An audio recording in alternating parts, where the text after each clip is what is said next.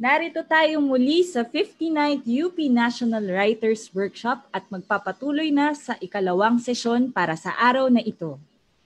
Sa kalahatan ay nasa pang-8 sesyon na po tayo. Ngayon naman po ay tatalakayin natin ang proyektong The Difference Between Abundance and Grace, Poetry in English. Ito po ay isinulat ni Binibining Christine Lau at narito na po ngayon ang kanyang moderator, si Dr. Hemino Abad, para simulan ang sesyon.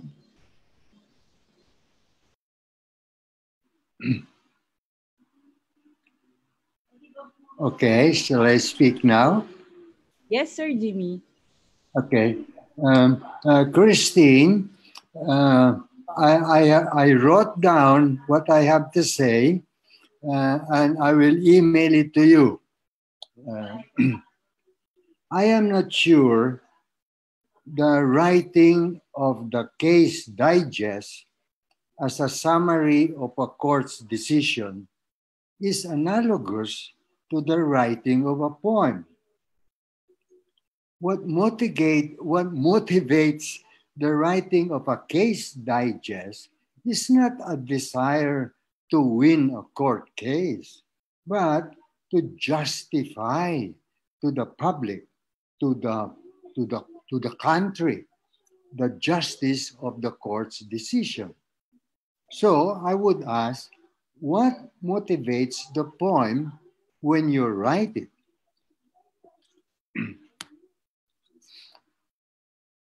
The word poem is from Greek poiein, to make or create a whole thing, not fragments.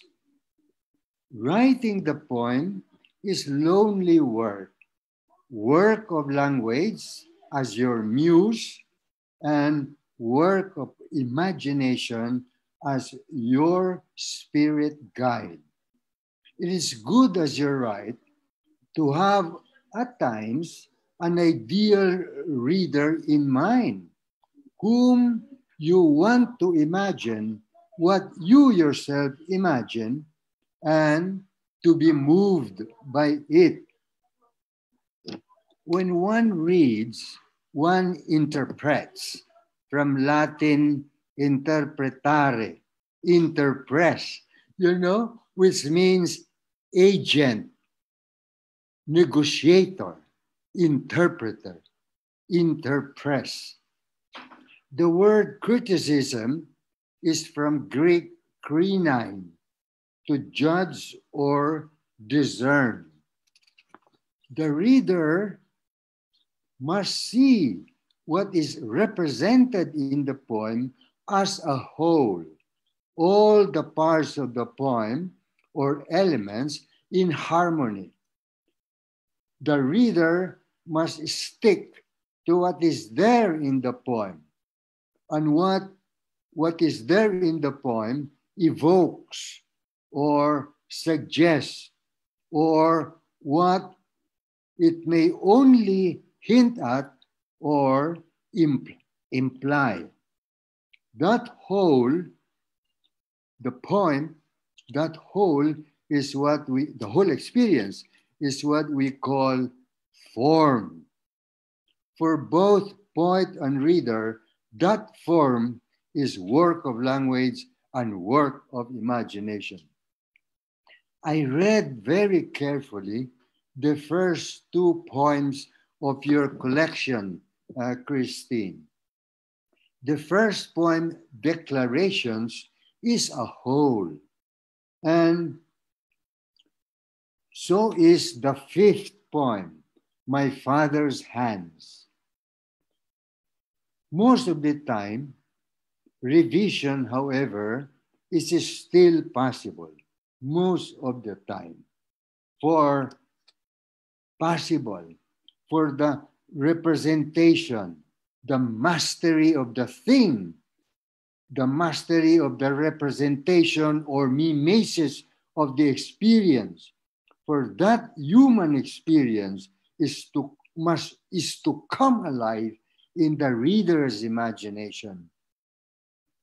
The second poem, Absolute Community, and the 4th poem, differentiation between abundance and grace, there the poet needs to be more helpful to his reader's imagination. Absolute community is quite fragmentary, and differentiation between abundance and grace is too thick. It's run on. It's too ambiguous. Now, if you look at the third poem, How We Met, it only seems light-hearted. But now, and then I ask myself, is Airhead in that poem a possible suitor? And who is not yet, as the poem says, a glowing god or a sullen moon? All metaphors.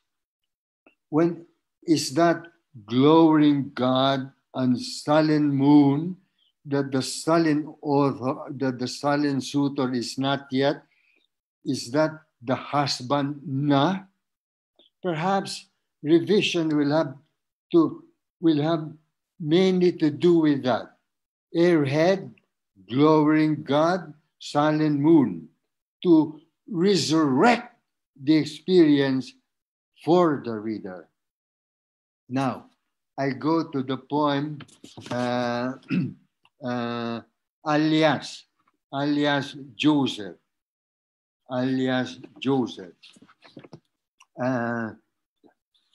Yeah, you know, this is the poem that I really analyze.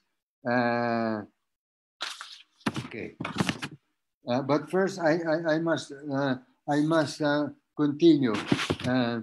The reader must see what is represented as a whole, all its parts and elements in harmony. He must stick to what is there in the poem, and he must see what is there in the poem evokes or suggests, or what it may only hint at or imply. That whole is what we call the poem. For both poet and reader, that form is work of language and work of imagination. Okay, in the sixth poem, alias Joseph. Yeah, alias Joseph.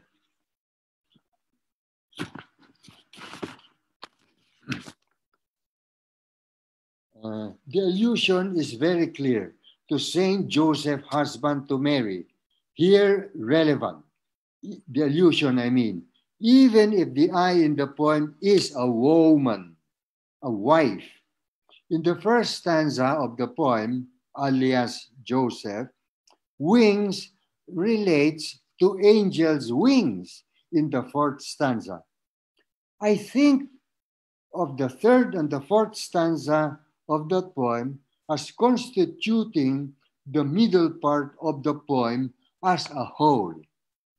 In the third stanza, I carry the child across yet another desert, where desert is a metaphor or suggests wasteland. Who is the child? I think the child is the poem's I, whose self is now a stranger to himself. That is in the fourth stanza. Whose life is now no longer my own. That is in the third stanza.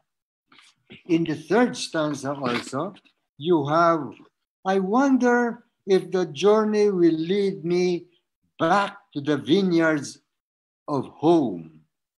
This, in the third stanza, points back to the second stanza, where you have wine, bread, quiet years, and fulfillment of a dream, fulfillment of a meaningful life at the work bench.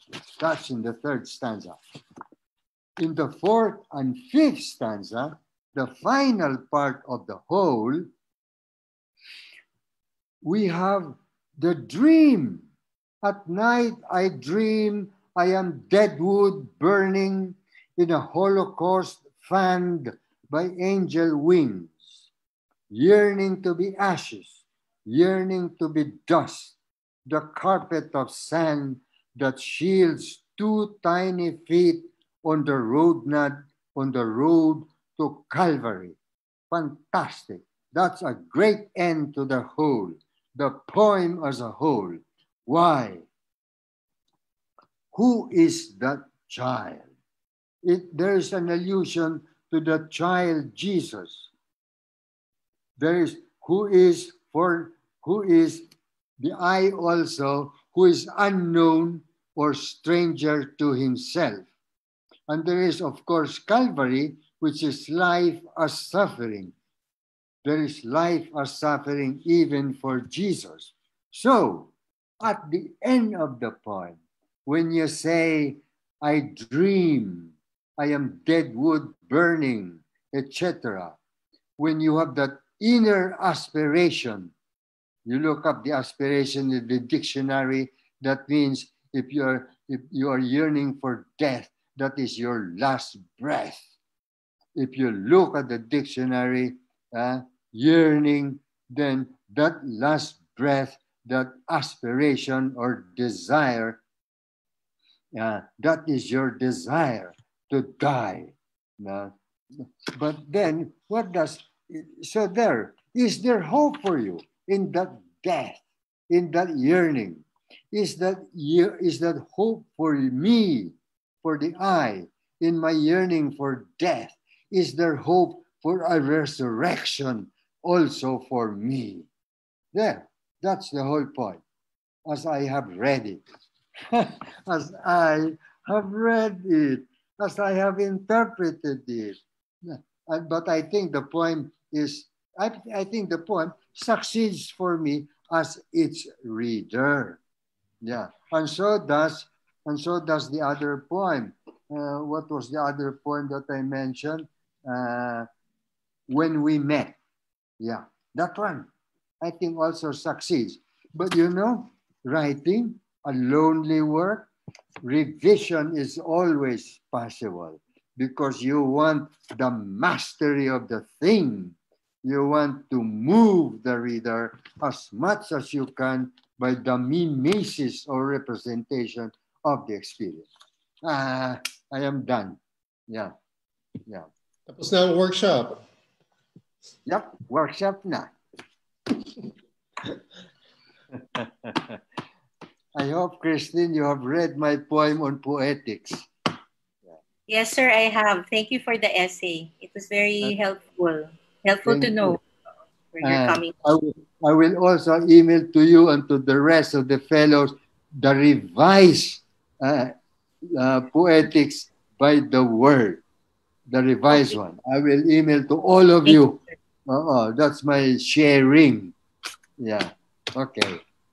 Thank you po. Thank you, Sir Jimmy. Now let's have Ma'am Christine Lau to present her work.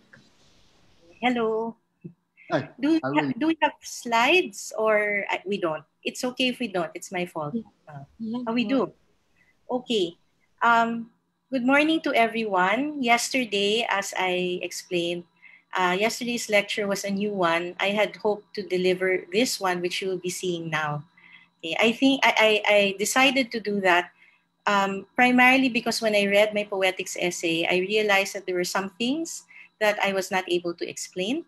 And certainly, Sir Jim already pointed out those things in the form of questions about the work.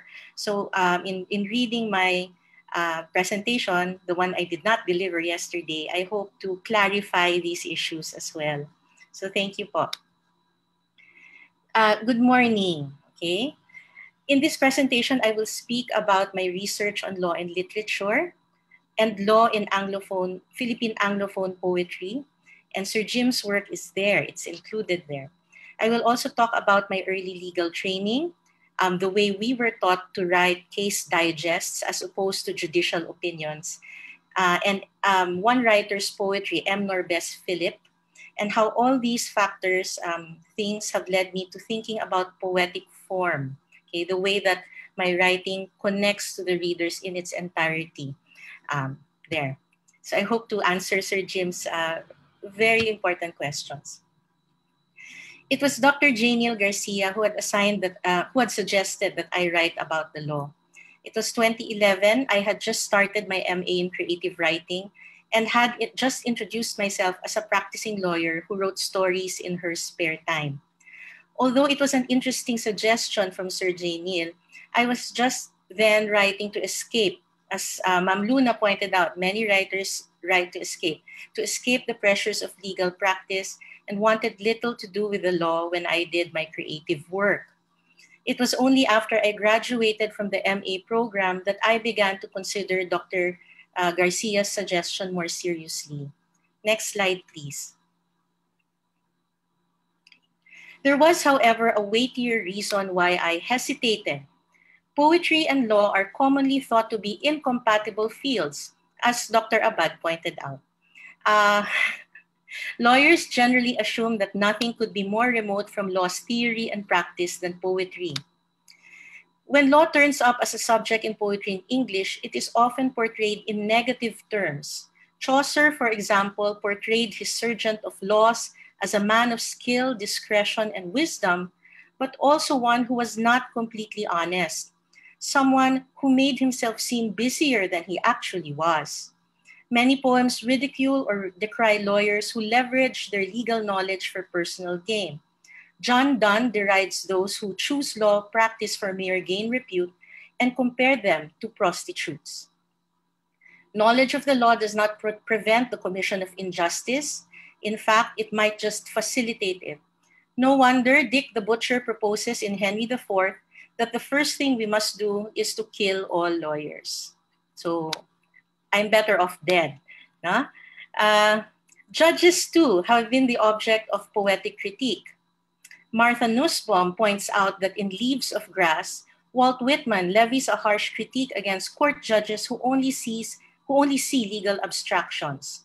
Whitman proposes instead that a poet is the ideal judge. She is an equable man who sees eternity in men and women and does not see them as mere dreams and dots. The poet is therefore more inclined to consider the particularity of a case and decide justly. Whitman likens the poet to sunlight falling round a helpless thing. She illumines what is not obvious but nevertheless true. Her poems reveal the particular, the intimate, and the richness of human experience. A poet's occupation, therefore, comes with a claim of moral authority. In the eyes of poets, it seems, the law, lawyers, and judges have all failed to deliver justice. The picture that emerges is one of disjuncture. Law interprets reality in one way, poetry serves as counter-narrative. It took time before I found a lens which helped me process my thoughts about law and poetry, as well as my desire to do both. That lens was law and literature. Next slide, please. Scholars from the law and literature movement share Nussbaum's observation that the legal field routinely fails to see or acknowledge the human trapped by it. James Boyd White, the scholar whose writings initiated this movement, suggested to make the study of literature part of the law curriculum.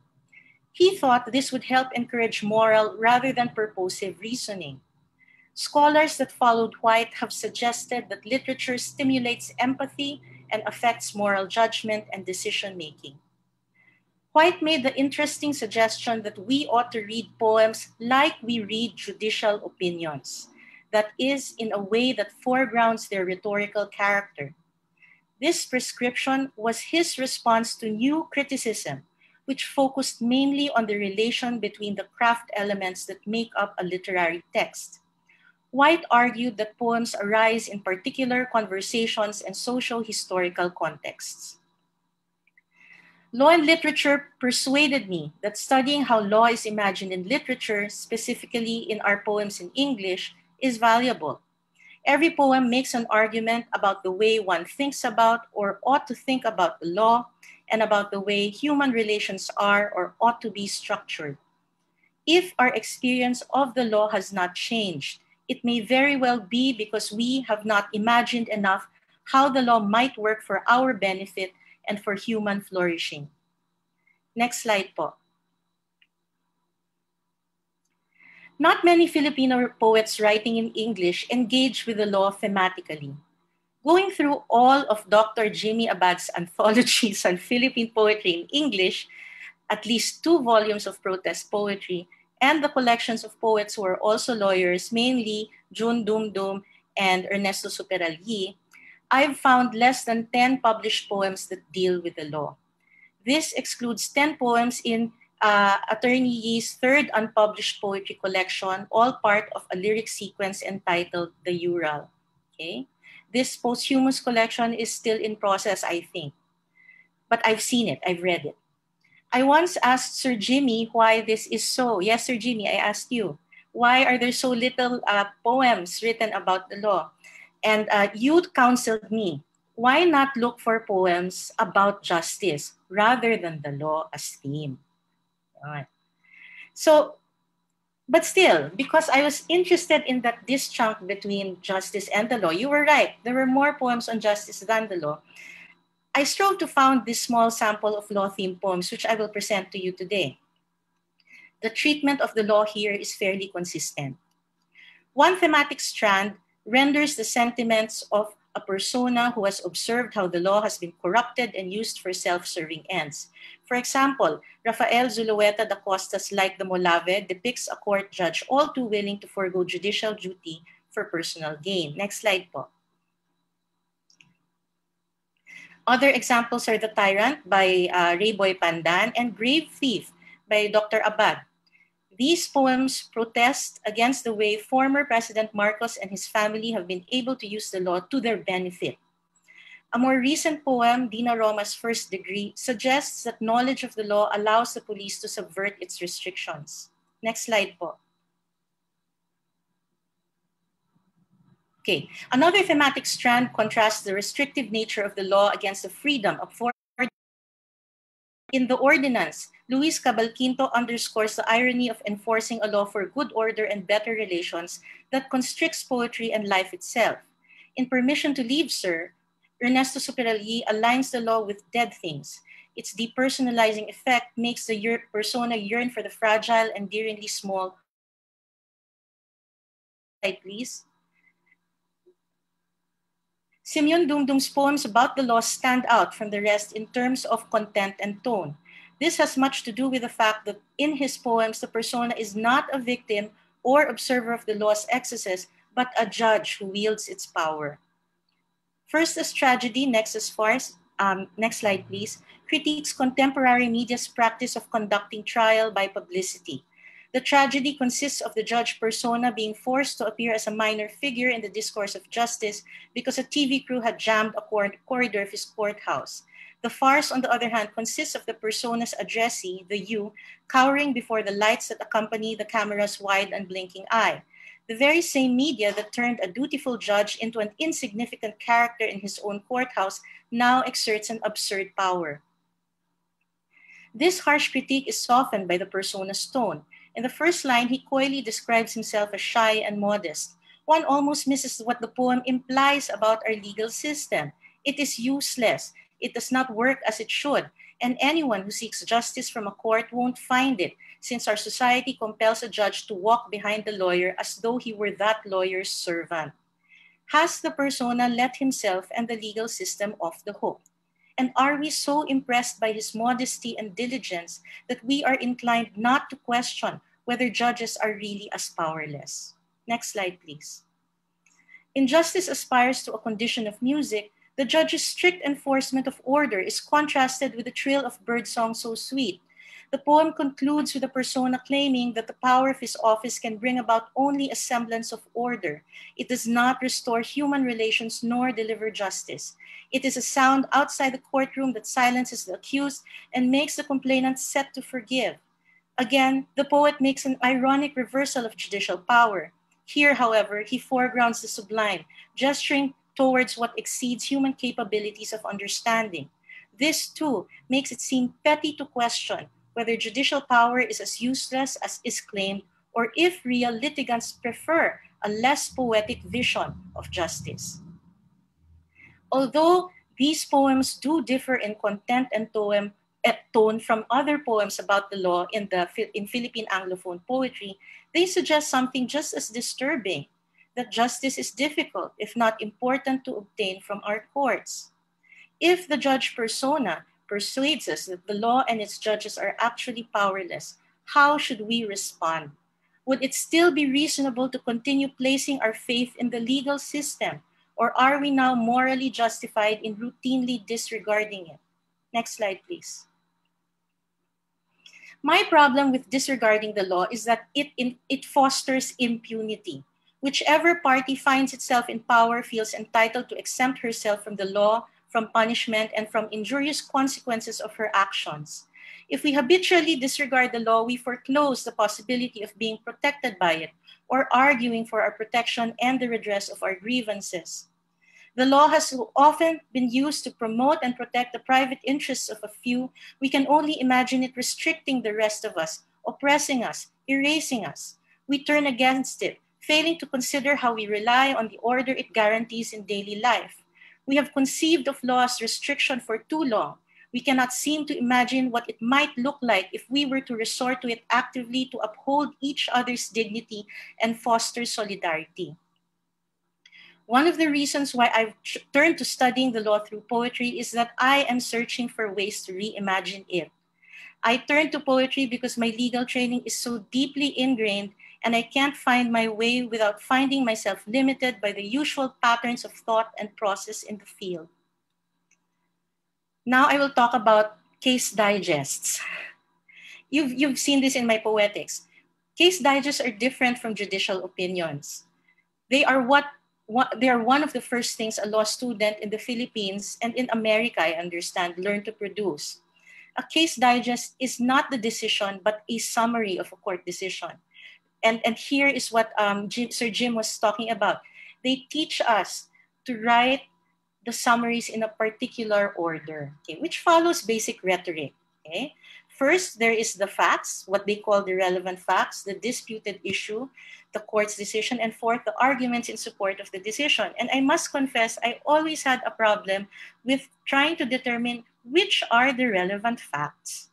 Who gets to say which facts are relevant? And Sir Jim is right. It's the court that decides it. And that was very hard for me as a student. I could not understand it. Now, the practice of digesting cases trains the student to think in a linear fashion, to recognize only those facts and arguments that support how the court disposed of and terminated the case. The student learns to follow the intricacies of a court's legal argument, but at the expense of context or the consideration of counter-narratives. Only those facts that are deemed relevant by it or material to the issues at hand are considered, and those that are not erased from the narrative. And that's why I said, Sir Jim, one learns in law school that to win a case, one must excise certain details from the narrative and enhance others that might allow for one's cause to become legible to the court as a viable legal claim. Okay? What happens here is that you understand how the court has decided, so you tailor fit your own reasoning to fit that reasoning instead of searching for the truth. So this is the kind of thinking that is designed to assure victory of one's point of view over another, which operates to exclude and divide rather than build community and solidarity. The language of law becomes the language of war.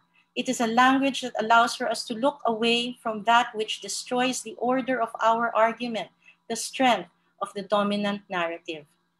So my question is, can it be otherwise? In the world of the poem, that wholeness that Sir Jim was talking about, can we do it otherwise? Can we do it outside of the poem as well?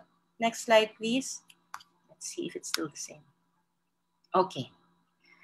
I am particularly taken by M. Norbes Phillips' Zong, a cycle of poems based on an 18th century legal decision regarding an order issued by the captain of a slave ship to throw overboard 150 Africans.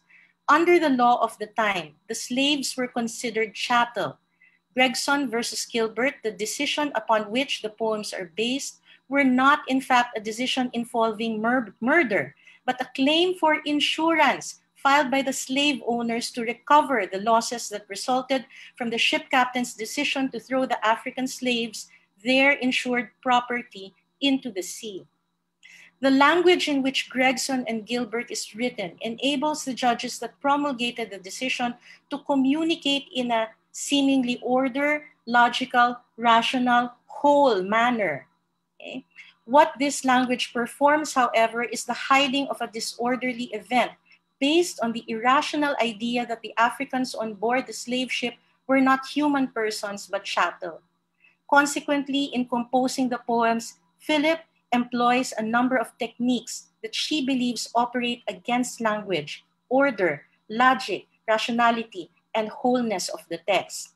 Instead of making a representation of the character's New World experience, she uses the legal text as a word bank, erasing words which she then grouped into word clusters. Next slide, please. Instead of showing grammar and syntax to impose her desired meaning, she positions the remaining word and word clusters in a manner that allows a reader to view each in relation with other word clusters found above, below, or laterally. Hence, one may read each word or word cluster sequentially, line by line, but also in conjunction with the words above and below. In this way, the reader takes a more active role in decoding, interpreting, and making possible meanings from the fragments she leaves behind. I find it moving that such a difficult text as this requires, perhaps even demands, that it be read in community. The text yields possible meanings when we sit together to discuss what it means or can mean and how. The text serves as a social realm. Art becomes the event at which we can build community and solidarity. Shouldn't this be the same way we ought to approach questions about justice? Next slide, please. Reading Zong inspired me to think about the form that one's writing takes. Just as learning how to write case digests have helped me learn, for good or ill, how to think like a lawyer, the form in which one chooses to write about the law can direct our minds to think about the law and reimagine it in ways that better fit our versions of and desire for justice. And this is why, Sir Jim, this is why certain poems are intentionally fragmentary. Because the hope there, for example, in Absolute Community, was to try and invite the readers to sit with me and read what could be read in the words that we commonly use to talk about marriage and property relations. Okay. So I am very thankful, grateful to be read by Sir Jim. It means much to me, especially since his own work has informed the scholarship that I am doing today, very much so. Thank you, Sir Jim, for your wonderful reading. It is good to be read by you, and I'm happy to hear from everyone else who has been generous enough in this panel and with the panel of fellows to have read my work as well. So good morning.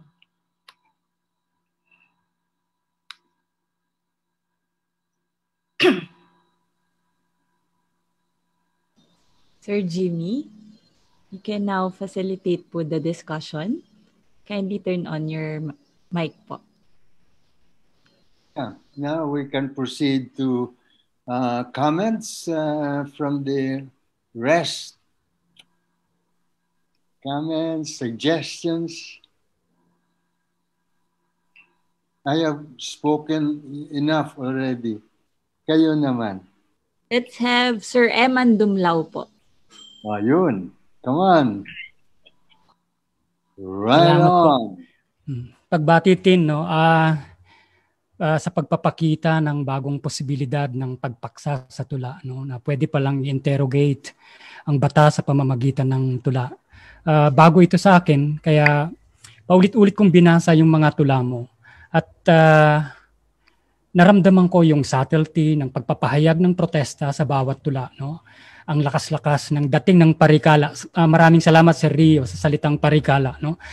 Parang sumusugat, inuusig niya ako nito bilang isang lalaki na namulat at nahubog sa kaayusang patriarkal. Ngayon nasa pribilehiyadong posisyon ako.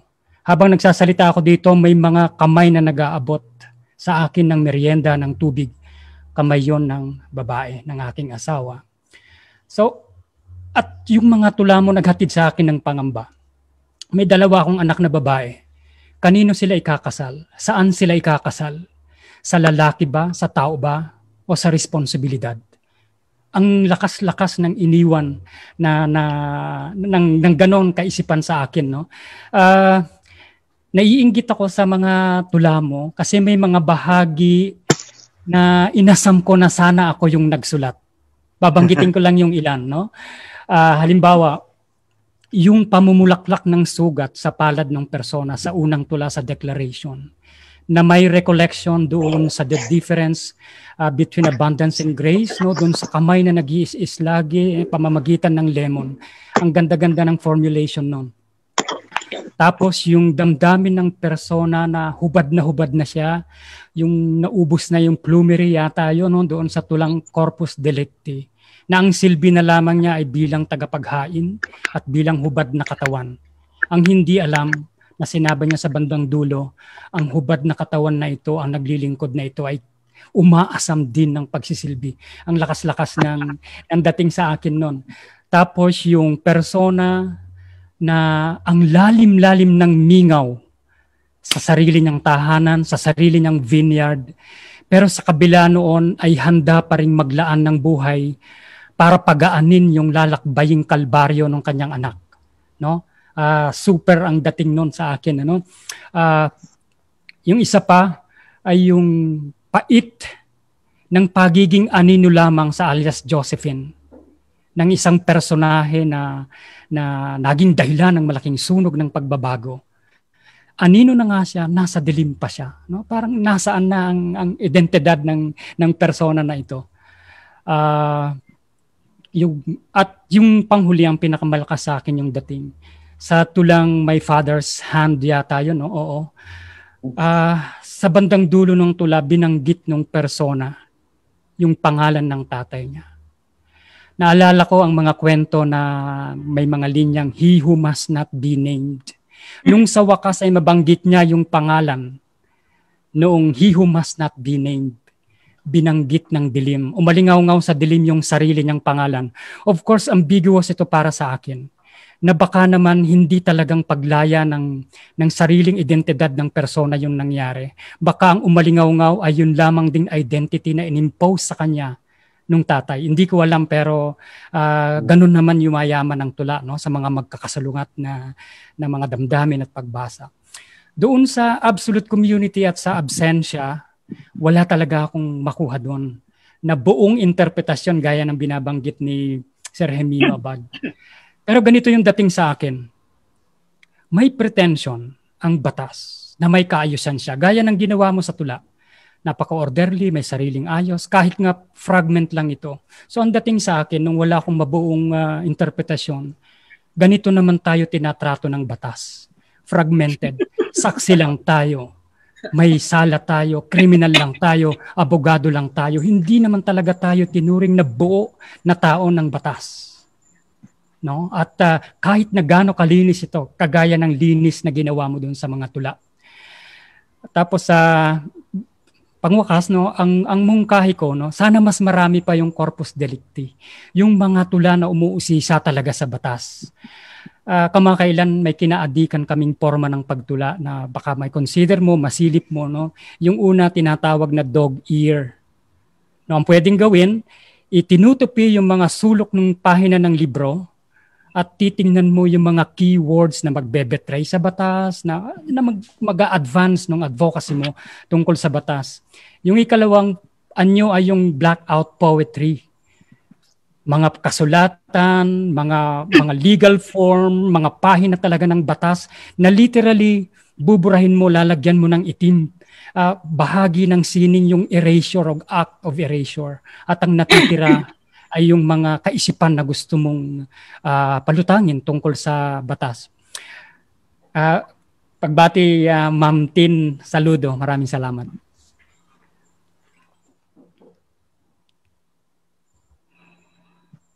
Maraming salamat po, Sir Eman. You can have Miss Kit Osias po. Hi, Tin, and congratulations on this collection of poems. So I'll first apologize. I'm really not a poet. So I read this as a layperson. And the things that I'll just say is just the emotions or what I got from this, from the collection. I felt that there was a very strong theme of being abandoned or lost. And I like that idea of the emotion of the insight that you could be lost and still know where you are. You know exactly where you are in the, like in Abundance and Grace in that poem. She knew where she was, but she seemed still, or the persona still seemed so lost. So that I felt that was a very, I think those were very strong themes of loss and abandonment. My favorite poem, just like Emma and I think also mentioned, Corpus Delicti, I think, and was also, I felt, well, you know, the loss and the abandonment, the kind of despair that you have there, that was very, very strong. My only and also my next favorite is actually the Alias Joseph, just like Sir Jimmy. I thought that was a very strong, the metaphors, the visualization were very, very strong. That said, the only thing that I have to comment is that I felt Alias Joseph, like the violin recital, they didn't seem as lost. They seemed to kind of know where they were. There was an acceptance of what their fate was, and they didn't seem like they were abandoned. So my feeling was that it's not that they're too optimistic, but the overall feeling when you get with Abundance of Grace and Alias Gretel, those emotions were not as consistent with these poems. Not that I'm saying that these particular poems are not good in themselves. As I've mentioned, Alias Joseph is one of my favorites. So I just felt that in terms of emotional consistency, it might be better to kind of like pick ones and that will emphasize this feeling of loss and abandonment. But yes, I love the emotions, and I love and I mentioned my favorites. And congratulations, Tin. Thank you, Ms. Kate. Now let's have Sir Neil Garcia.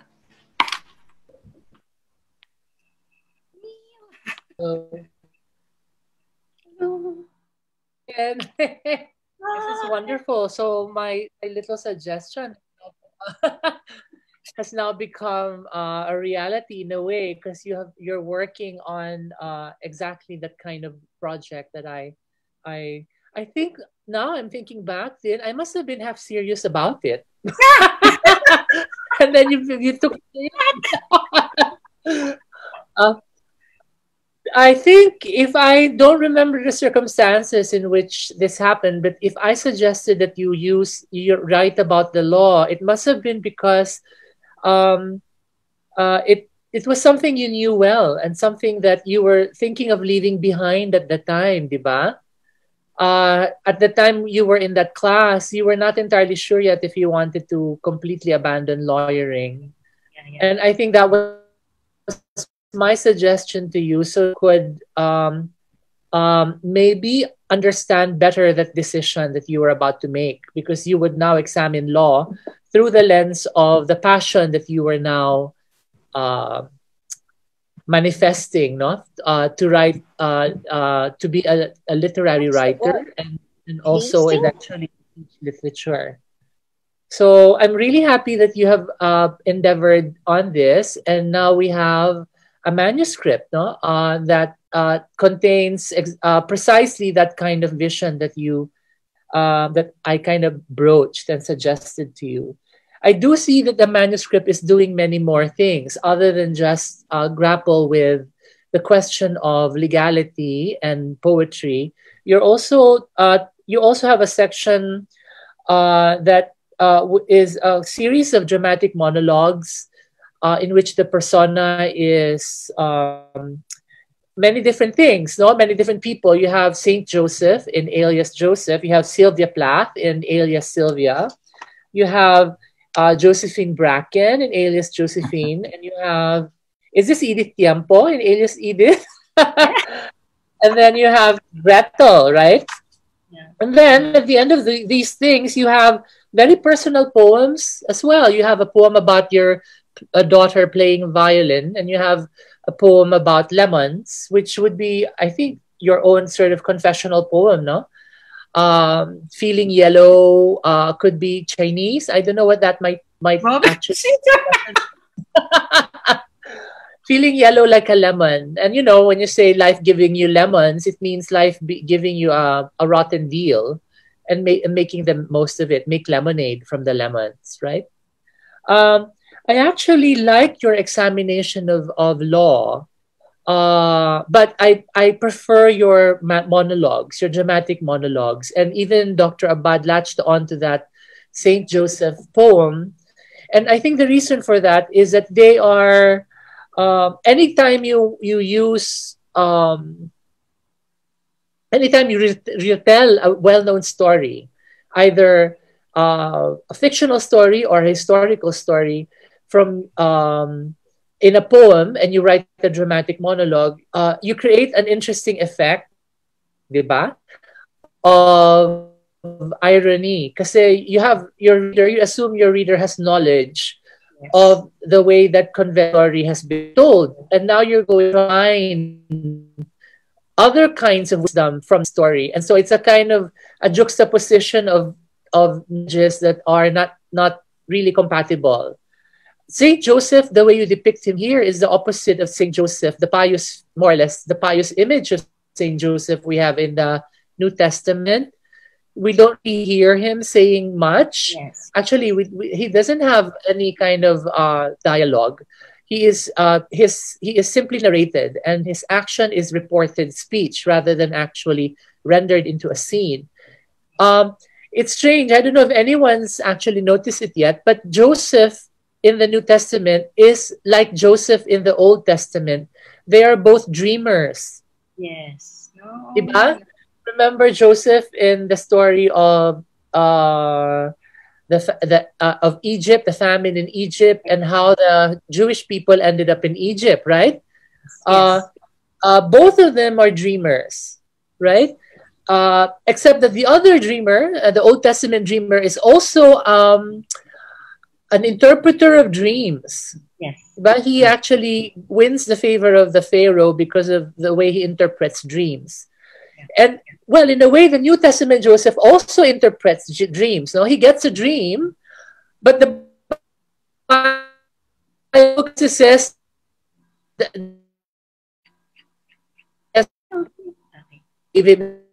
it's still a way he interpreted those instructions still, and he set out to do what the dream, according to his interpretation, told him to do. But he is also in your retelling an angel-ridden, a poor angel-ridden person. Kawawa naman, puro angels. And in the end, because of that idea of burning, di ba? You end up with ashes, right? And the ashes cover the feet of the child whose fate, whose destiny is immolation, right? Whose destiny is the cross. So it's in keeping with the spirit of what retellings are in poetry, which is to actually look at the alternative story and lend voice to a character who's generally not allowed to speak in the conventional version of things. No, Gretel is really not allowed to speak in her own fairy tale. Josephine Bracken, is overwhelmed by the voice and the presence of Rizal, and we don't really know anything that she ever thought or ever said. Sylvia Plath, of course, has written so much. And Edith Tiempo, they're both poets, and so you did them too. And it's astonishing that they are, of all your monologues, they are the ones that are shortest. diba? Because you're retelling or you're appropriating the personae of writers themselves. So they already produce so many words. You don't have to do the same thing. But Sylvia Plath, of course, you're channeling her poem Mirror, right? Yes. And it's a nice sort of take on it. You see why I'm sort of exuberant about these poems more than the other poems? Because they are playing with old magic and coming up with new magic, right? And I like the way you did them. Now, about the contact zone between the law and poetry, maybe not poetry per se, but actually literature in general and writing in general. I think that writers and lawyers are strangely on the same side. And that is on the side of categorical thinking, in a way. Because what law represents is a way of thinking, a rationality that founds itself or grounds itself in categories, in writing in particular, something written down, something scripted, something that abides and endures and is permanent. And poetry and writers in general are also interested in making memory endure. Our texts are meant to endure. That's why we write them. Otherwise, we'll just basically spontaneously, impromptu recite them, and then they will be ephemeral events and no one will remember them afterwards. But we write them down so they actually achieve that kind of status of the law, in a way. I don't know if your research into legal thinking in poetry went all the way back to the Romantics. Because, of course, you have Percy Bysshe Shelley saying that poets are the unacknowledged legislators of the world. Yes. Yes. And I think what he indirectly was also that poets make memory endure and insist on the value of categorical thinking. But, of course, the kind of thinking that poetry promotes is not so much the kind of first of all, it is not it does not have the force of law. It is not juridical. It is not punitive. It does not enact things into being by the power of the state. Diba? That's law is useful only within the context of a state, right? Of a polity.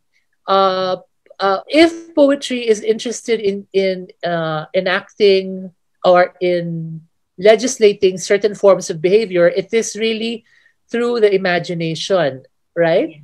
And through the education of the humanities, which is really the uncoerced, according to desire. The uncoerced rearrangement of desire, which is what literature and poetry and the humanities do.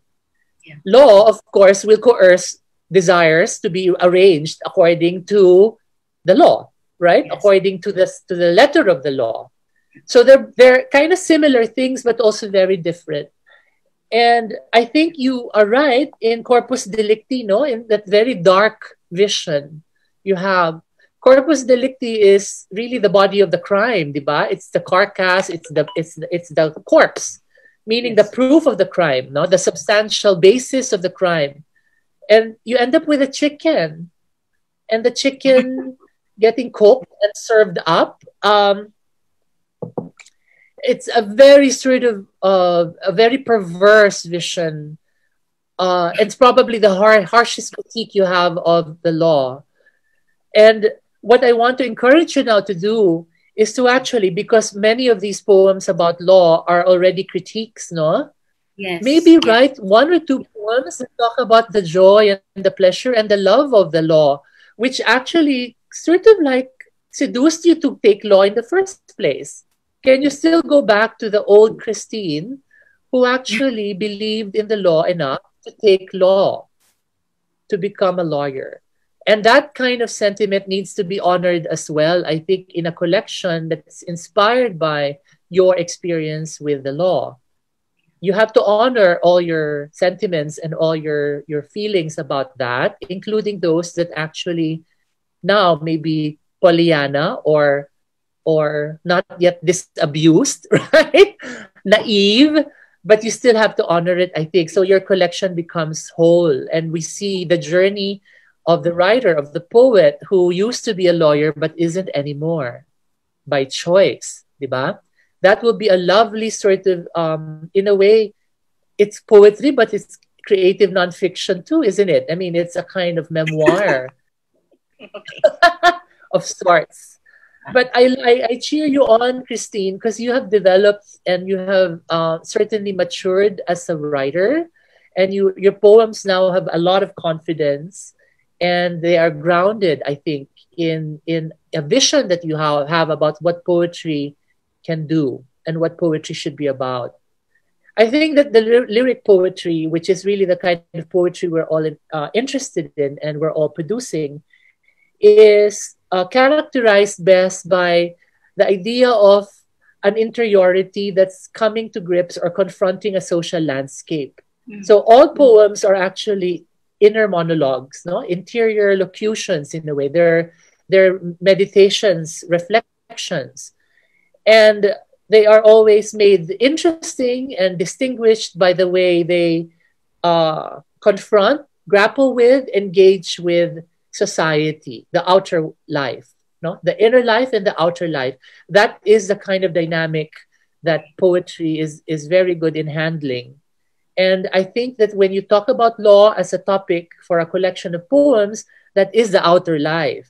And the inner life is the poetic response, no? And that is clearly what you're interested in. And I must say that if this comes out, we should require our lawyer friends to read your book.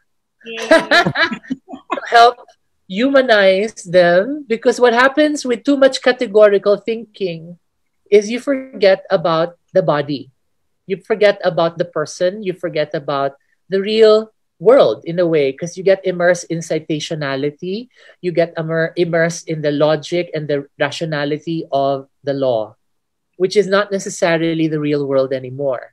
Which is the irony of it all, is that law is supposed to serve the world, and then in the end it becomes its own world with this internal citational logic that becomes impervious, no, to any other kind of logic. After a while, all of it is citational. After a while, all of the rationality of the law is within itself, no, and that is the hard part, I think. So I would like to cheer you on, as I said, and encourage you to produce that manuscript. And if you are finished with it, the UP Press is just there. Even if I'm not at the helm of the press anymore, I'm sure this manuscript will prosper, whoever the director might be, because it's a manuscript that's very unique. It addresses a need, no, for interdisciplinary dialogue. We are in a university with a college of law, and we don't really hear too many voices being represented from that college in the literary sense, no? While we have actually lost so many promising writers and literary critics to law, right? Very rare is the story of someone that law has lost to us. And you are, law has lost a voice, a soul, a person in you, Christine, and now you are with us. And that is a unique journey that I think deserves to be chronicled in a book. And if you choose it to be a poetry book, well and good. If you choose it to be a memoir, also well and good. But you might get into trouble with a memoir because you will probably mention names of people and they will not be flattered. Okay, na tong poetry kasi you can get away with it. Sabi mo, poetry lang siya. Thank you so much, Christine. Congratulations. Thank you so much. Thank you, Sir Neil. By the way, may I apologize to Raisa? I will Zoom with Raisa personally because I missed, I was editing the video of my keynote, which I pre-recorded last night. So I did it till the wee hours of the morning, as in like really, really late. I thought I could only sleep for a few hours, but then I didn't hear my alarm. So I'm really sorry, Raisa. I missed your session. We will I will Zoom with you, okay? Because you have a very interesting project as well. And congratulations also to you, Raisa. Thank you po, Sir Neil. Okay. Christine, will you answer po ba or later na po? After ni Ma'am Ana po? After na lang po si Ma'am Honey at si Ma'am Ana. Oo. Miss Honeylyn po pala muna din, Ma'am Ana. Thank you.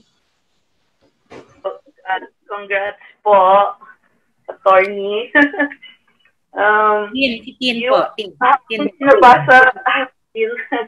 Ma'am Tin, habang binabasa ko po yung mga tula nyo, accessible siya para sa akin. So sa tingin ko, accessible din siya sa mas maraming Pilipino. So namamangha ako dun sa style mo. At iba-iba ang style na naipakita mo. Kasi ko, ang husay naman nito. Tapos, hindi lang doon, katagalan, no, napoprovoke yung mind ko, pero at the same time, hindi ko namamalayan na umiiyak na ako. Ang ganda-ganda ng, nung difference between abundance and grace. So, doon pa lang wala na. Hindi dahil sa siguro iyakin na, pero ang daling madama. Daling maintindihan, ang daling madama. Ngayon, magaling na talaga kayo, wala na ako pa masasabi. Siguro po mag-agree na lang din po ako dun sa presentation nyo tungkol sa kung paano ang law ay maaari din magamit sa literature at ang literature din, no, vice versa. Kasi sa workshop din po na yun, sa Found Story kay Armando Lau, ang kumbaga thesis screenplay namin na short screenplay, no, para sa mga nag-aaral na baguhang writers, kaya ang pinababasa sa amin. Super annotated. Yung po, no, yung lumabas na galing sa Supreme Court at yun ang pinoprocess dahil nga siya, itong pusa ko, galing mo siya sa tunay na buhay, real life event, yun po yung pinoproseso namin bilang scriptwriter. Ang dami na namin mga skarana pre-practice para gawing screenplay. Actually, meron din po mga pelikula kagaya ng title Ad Ignorantiam kay Armando Lau din po to, no? Kwento to ng isang Pilipino na hindi naman sure kung siya talaga yung may sala at pagkatapos yung pinataw sa kanya na dito na parusa ay hindi rin proportionate, no? Kwintas lang yung na-snatch. Hindi pa sure na siya yung snatcher, pero 12 years yung pinataw sa kanya na parusa. Tapos, last year, si Raymond Gutierrez, kasi nakapanalo to sa Venice Film Festival na Horizonte category, jury prize, parang first runner-up yun. Ang title ng pelikula naman niya ay Verdict. So, kwento naman sa yung process na namatay na lang yung actually magkakaso siya domestic violence. So, namatay na lang yung isa. Hindi pa natapos yung kaso.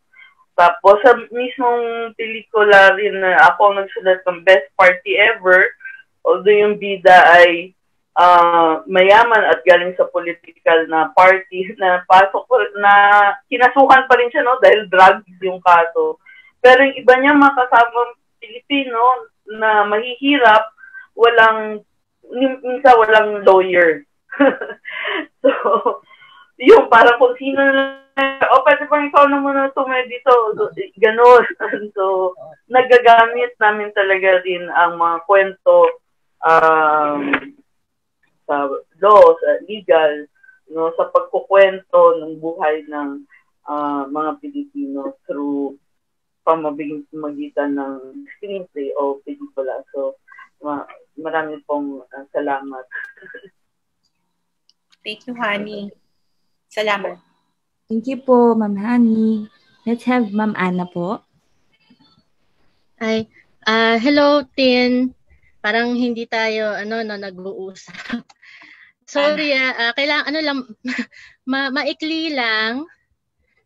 Gusto ko lang i-share na buti sinabi ni Ma'am Hanilyn na parang naiyak siya nung binabasa yung mga tula. Kasi kanina pa lang nung nagsasalita si Sir Neil, for some reason, ewan ko kung PMS, pero for some reason naiyak ako. At hindi ko alam kung dahil nga may behind the scenes tayong nalalaman, no? Pero dahil nga alam ko din yung parang progress nung writing, kasi nga halimbawa yung difference in abundance and grace, nung una ko siyang mabasa nung bahagi nung thesis, no, nung 2014 pa yata yun, iba pa buhay ko noon, yung gano'n na. Tapos parang, di ba, mga gano'n na, parang hindi ko pa siya masyadong maintindihan nung time na yon. So at that time, for me, napaka-ambiguous niya.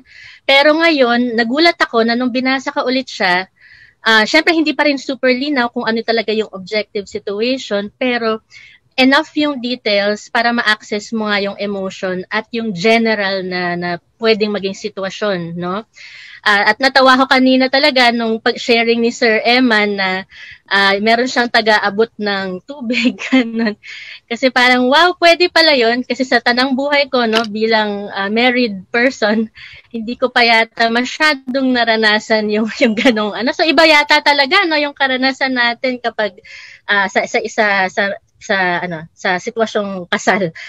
Pero yun, ang gusto ko lang pong idagdag, natuwa ako doon sa suggestion ni Sir Neil kasi na what if maging ito na yung version mo ng memoir, kasi napag-uusapan din natin na parang hindi mo kaya mag non-fiction, no? Pero andito na, if only because, and this is what I want to emphasize actually, you mentioned that people seem surprised when they find out that you feel negative feelings, basically, because when people look at you, you're so zen, you're always smiling, no, you're always calm and poised, lawyer, ganyan, no. Pero I never thought that of you, kasi my first I'm not saying hindi ka poised, pero what I'm saying is my first access of you really is through your stories, no. And nung nabasa ko yung mga kwento, and now itong mga tulang ito, I never really saw a calm person. So I'm thinking, ang dami kasi talagang rage at fury kahit tumakwento pa lang, at nandito rin siya dun sa mga tula. Which is actually why yung for me lang, yung violin recital tsaka yung Joseph na nabanggit kanina ni Kate, even though iba siya tonally, I feel like it belonged to the collection, if only because it gave us parang a breather, no, a way to parang, kasi may mga rage, may fury, and then meron ka mga ganitong tula na mas may center nga, na tulad ng nasabi.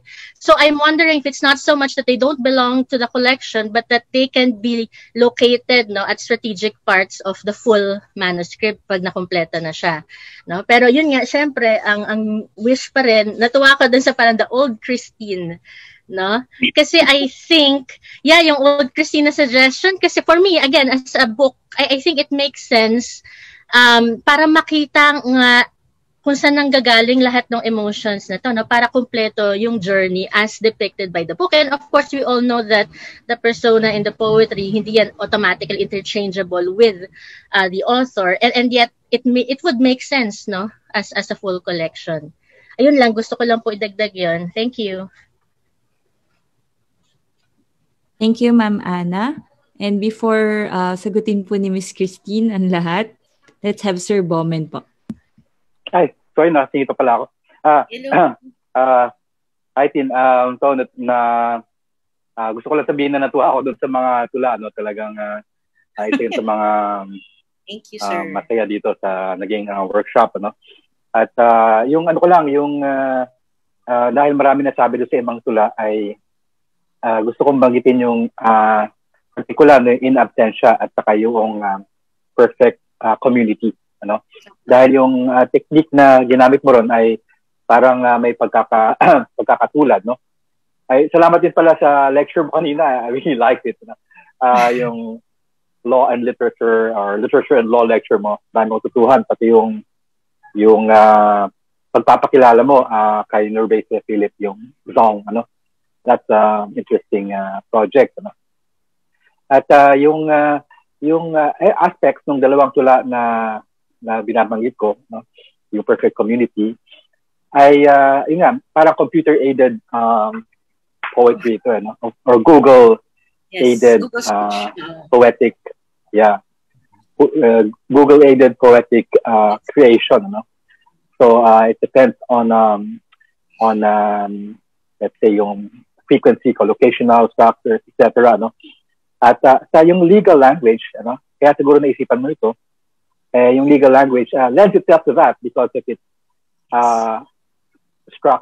fixed structures, formulaic mechanism, etc. No? And using this kind of let's say technique, ano, yung sabihin natin computer-aided composition, we can discover certain things that hard for us to just draw from our individual consciousness, because this language is intersubjective, ano? And the intersubjectivity nito is something that we can be partly captured by a large digital corpora. So ito isang experimental aspect ito. Something like Dada, you throw things up into the air and something fall down, di ba? Yun, itanong ko sa iyo, paano ba yung proseso ng pag-determine mo? This is now a poem, no? And I know it's non-deterministic in this way, no? Pero it's experimental, ano? And ano yung point na tumitigil ka na doon sa pagsusulat at sabihin mo na, oh, pwede na to, nagka-design na siya. What is the purposiveness there? What is the determination of an end result? You know? Although that end result is always relative, it's not something that just stops. You know? So yun lang, interesado lang ako. Alam ko napaka-impressive nung kabuuan. Ano? I just wanted to look at this particular technique na ginamit mo doon sa dalawang tula na yun. Yes. Thank you. Maybe I can respond, no? Now? Yes, ma'am. Go ahead. Yes. So I will respond first to Sir Bowman and then pabalik na lang. Siguro ganon. First, Sir Bowman, no, thank you for bringing up absolute community and ano ba yung isa? Basta yung isa, in absentia. Yun. Tama po kayo eh.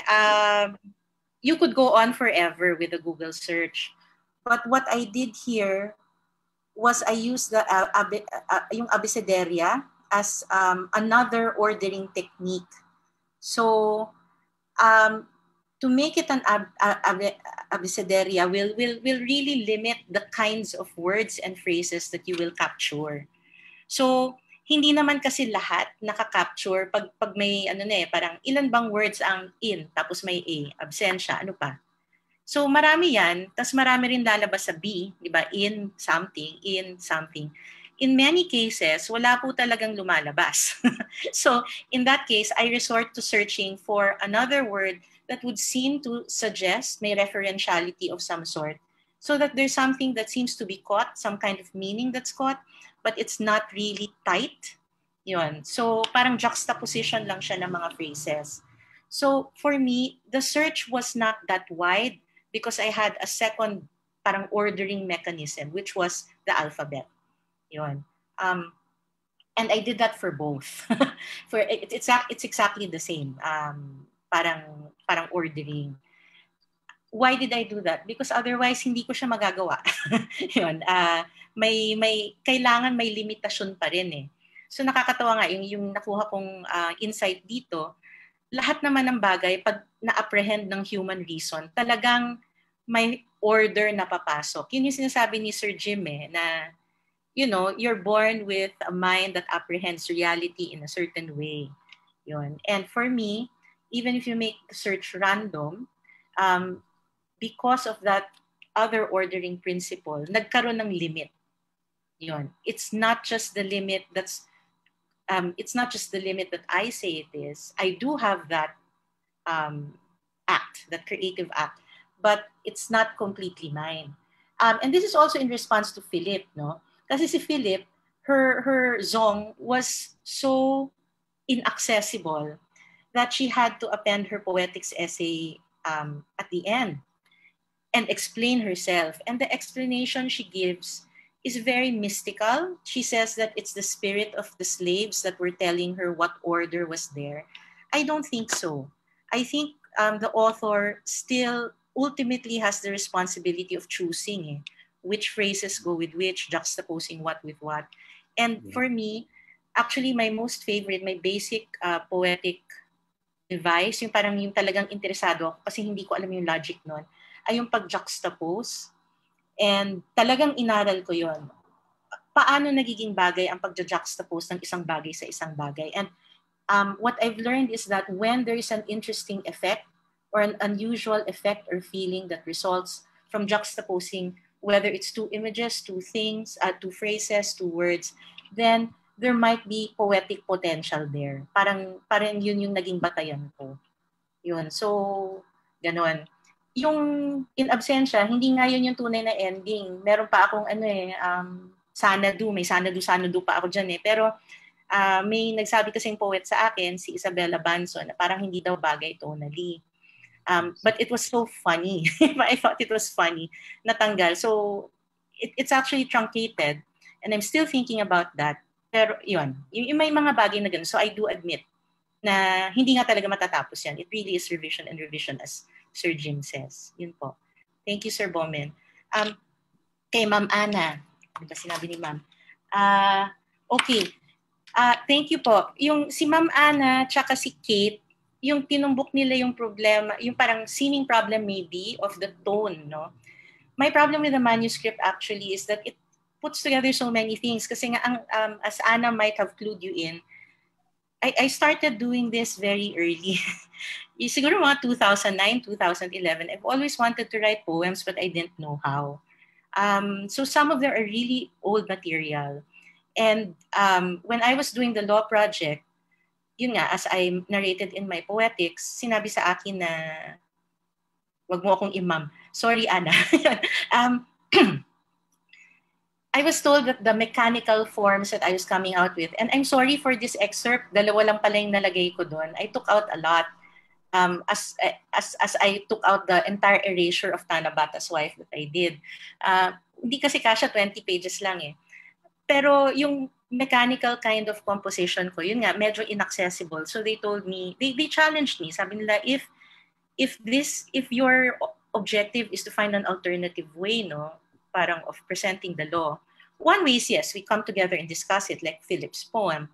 But how do you humanize it? And that's when I started to think, well, I can bring in my own poetry from the woman-woman question that I had. And also, wherever I went, no matter what kind of practice I did, the women would come to me and tell me their problems. And invariably, I don't know what it is. It's always it sounds the same. And my question is, why is it that it's always the same? Why are the answers given by law not the answers that we seem to be able to access? Hindi kaya Parang they're just not useful enough for us. Yun. So that's where the poems came. Some of them had different titles, like Joseph was Joseph Haunted by Dreamers. Now it's alias Joseph. Because including them in the manuscript simply required me, I felt, to sort of make them fit by changing the titles, di ba? Because that was what I was actually doing. I was trying out different identities, trying out different ways of being. Yun. Sylvia was Sylvia's mirror at one point. Yung mga ganyan. So yun. Tonally, my intention in including the violin recital and alias Joseph was to give a sense of grace because, the title is Abundance and Grace. And we know that the point is abundance is not everything. But the question my readers would ask me always, so where's the grace? Where's the grace?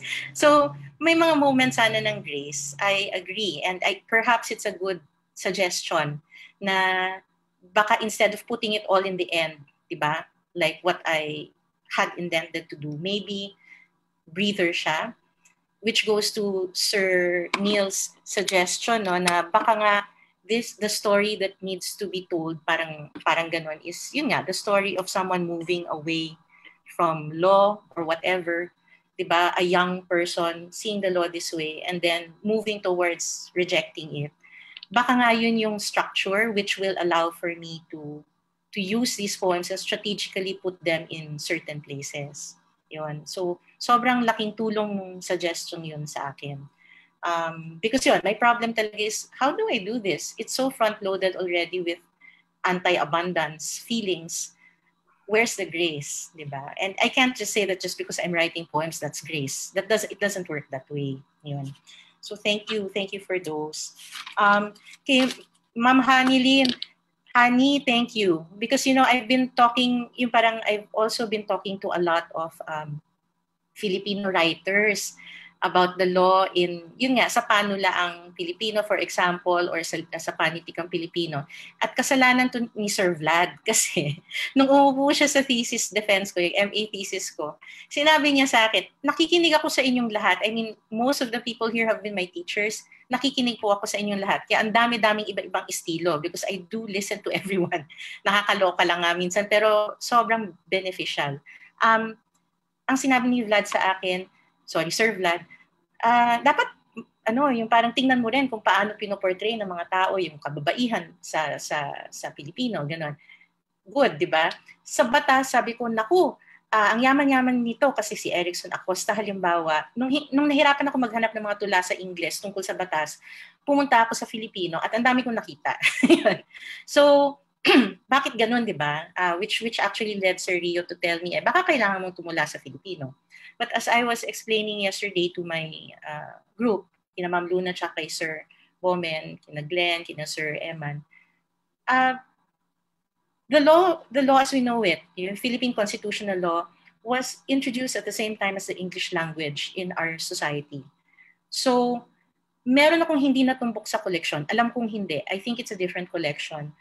It might be a different collection where I examine this. But I think that was I know this was the issue. This was the reason why I chose to write this particular set in English, because there is a question of language embedded in the question of our law.